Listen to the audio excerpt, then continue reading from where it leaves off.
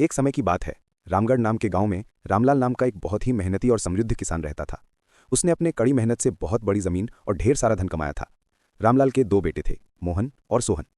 समस्या ये थी कि मोहन और सोहन दोनों ही बहुत आलसी थे। वे हमेशा यही सोचते रहते थे कि उनके पास इतना धन है कि उन्हें काम करने की कोई ज़रूरत ही नहीं है। वे सारा दिन खाते सोते और अपने पिता की कमाई पर मौज मस्ती करते रहते थे। रामलाल जब तक जीवित था तब तक वो खेत और घर संभाल रहा था, लेकिन वो बूढ़ा हो रहा था और बेटों का आलस देखकर बहुत चिंतित रहता था। उसे डर था कि उसके मरने के बाद ये दोनों बेटे अपने आलस से भरी आदतों के कारण सब कुछ बर्बाद कर देंगे। एक दिन रामलाल ने अपने बेटों को बुलाकर कहा, बेटों, अब मैं बूढ़ा हो गया हूं और मुझे लगता है कि मेरा अंतिम समय निकट है। मैंने तुम्हारे लिए और इस परिवार के लिए बहुत बड़ा खजाना छिपा रखा है। दोनों बेटों की आंखें चमक उठी। उन्होंने उत्सुकता से पूछा, पिताजी, वो खजाना कहाँ है, हमें बताएं। रामलाल ने जवाब दिया, वो खजाना हमारे सबसे बड़े खेत के नीचे छिपा हुआ है, जहां तुम दोनों कभी काम नहीं करते। मुझे ठीक से याद नहीं है कि मैंने उसे कहाँ गाड़ा था, लेकिन मुझे इतना याद है कि वो जमीन के नीचे ही है। तुम दोनों जाओ, उस पूरे खेत को खोद डालो और खजाना निकाल लो, वो तुम्हारा होगा। ये सुनकर मोहन और सोहन बहुत खुश हुए। खजाने के लालच में उन्होंने उसी दिन फावड़े उठाए और खेत की ओर चल दिए। हालांकि उन्हें खोदना पसंद नहीं था, लेकिन सोने के सिक्कों के ढेर का विचार उनके आलस्य पर भारी पड़ गया। उन्होंने पहले दिन एक कोना खोदा, फिर दूसरा, लेकिन उन्हें कुछ नहीं मिला।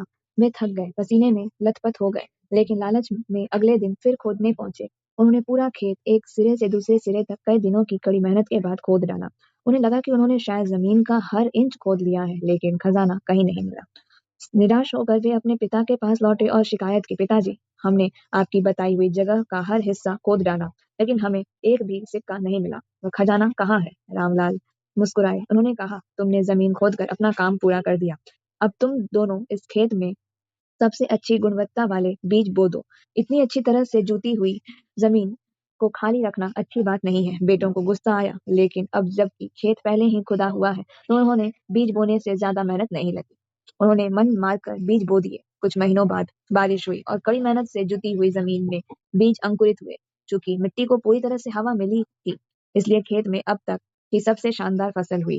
सुनहरी बालियां देखकर रामलाल के बेटे दंग रह गए।